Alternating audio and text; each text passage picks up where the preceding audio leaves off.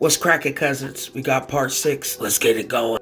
She sat in her car, hand trembling, replaying the things that she just witnessed. Her own husband driving his fist to her son's stomach, then shoving him in the trunk, and replaying the butt-dial conversation that she just heard with her husband and the sheriff telling her to pew-pew her. Not only is her son trapped, beaten, and hidden somewhere, now she knew that her husband had orders to unalive her. But the police that were on patrol that night, one of their wives owed her some favors.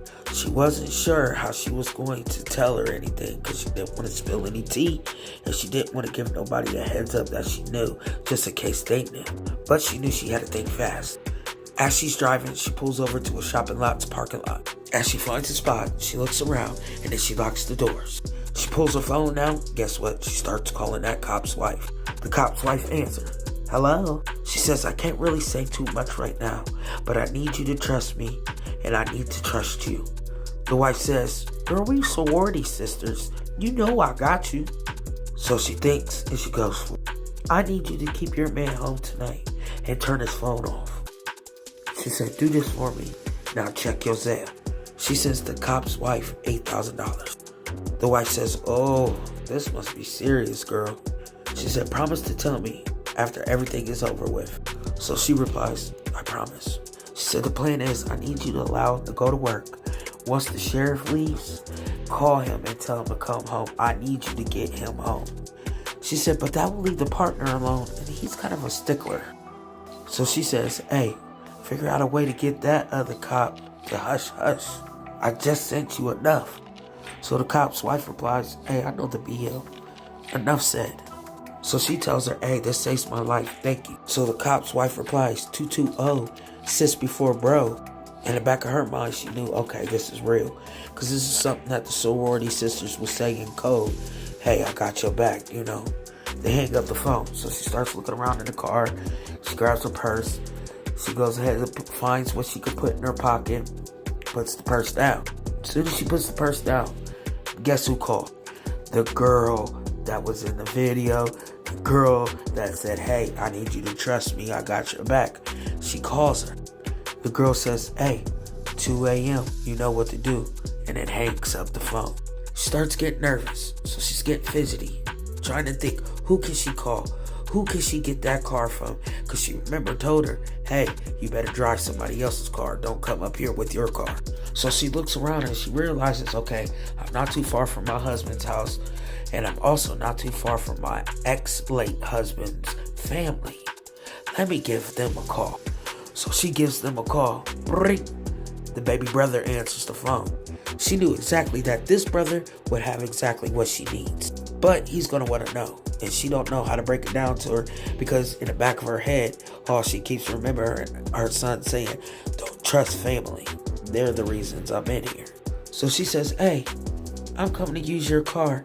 I got a girlfriend who's in an abusive situation and I need some room to put her stuff in. The little brother says, hey, say less, come on. She hurry up, gets the car started, drives over. She's there in a matter of 5 minutes. As she's pulling up, the brother's already outside, waiting for her. So she approaches him. He says, hey, there's a bag in the back seat for you. And the car is on a full tank. Be careful. She goes to walk to the car. She says, hey, thanks. He says, hey, I know you've been in your head about nephew, but just know you're not the only one who misses him. But because where he brought up her son, that makes her super nervous. So she just says, thank you, starts crying silently, but continue walking back to get in that car. When she got in the car, she looked around, locked the doors. But if for some reason, him saying that kind of healed something, but also united something for her to do it. You know what I mean? So like before, she locks the door, she looks around, she reaches for that bag. She sees that there is 2 hand pew-pews and an AR. So she's like, okay, we in there. And there's some extra casings for her to use. And not only is that in the bag, there is a kit, a cleanup kit, if you understand what I mean. She backs up, drives off straight to her husband's house. When she gets to her husband's house, she goes ahead and parks a couple houses ahead, so that way he don't see whose car she has. As she's approaching the house, She goes to put her hand to the doorknob. Bam, somebody opens up the door. It's the sheriff. He pretends to be happy to see her. Oh, how you doing? Not too aggressive. She's like, I'm fine. Walks straight into the door. As she's walking in, he's like, hey, so I'm going to see everybody this Saturday for the conference. The husband's like, yeah, you sure will, boss. She like, no, I got some other plans. Both the husband and the sheriff kind of look startled, and they're like, what plans is that? She says, you remember, honey? I got a meet and greet.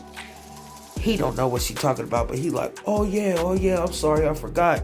He turns to the sheriff, was like, well, I guess the wife won't be showing up.